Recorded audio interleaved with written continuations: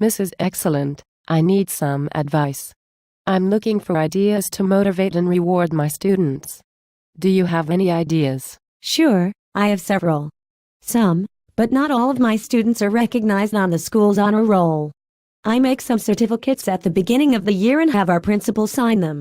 That makes them extra special. Then I can award any student for outstanding effort, improvement, or any other accomplishment I might see.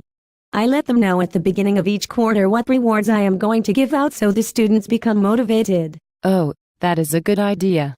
I could use certificates and my own classroom honor roll to recognize my students and motivate them each quarter. I like it. Along the same lines would be to recognize a student of the week.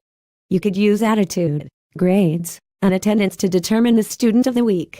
You could display your students of the week on a special bulletin board and give them special privileges like free reading time or computer time. I can already think of some students that would love more time on the classroom computer. Something else you can do is create a competition in your class. In my math class, I created a Metric Mania scavenger hunt.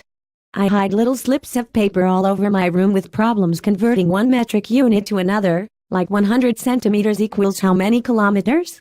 I then divide my class into groups of 2 or 3, and they try to solve as many as they can by the end of class.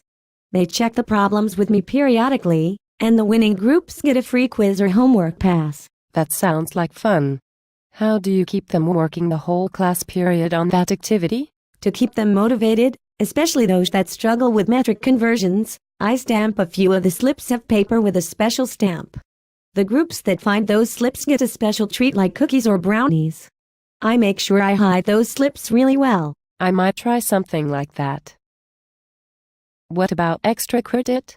Do you let students do additional assignments? I let students recuperate some of their missed points on an exam by doing corrections.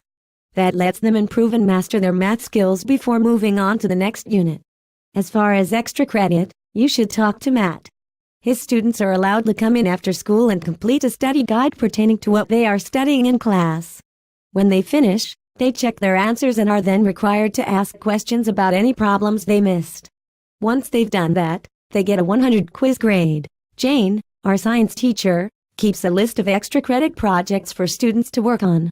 With each project, she also has the requirements, its complexity, the deadline for completion and the number of points earned toward a report card grade. Since you teach English, you might want to think about keeping a book list. Students could choose to do extra credit reading. You could have a standard form they would fill out to be sure they completed the reading. Wow. Those were all great ideas. Anything else? To make students more responsible for their own grades, you could use a point system. If you give daily assignments, you could have your students keep track of how many points they earn for completing each assignment. You might also give extra points for bonus assignments, good behavior, and class participation. These points could then be used when calculating report card grades. Thank you so much for all of these ideas. I'm going to start implementing some right away. I'm glad I could help. Let me know if you need any other ideas.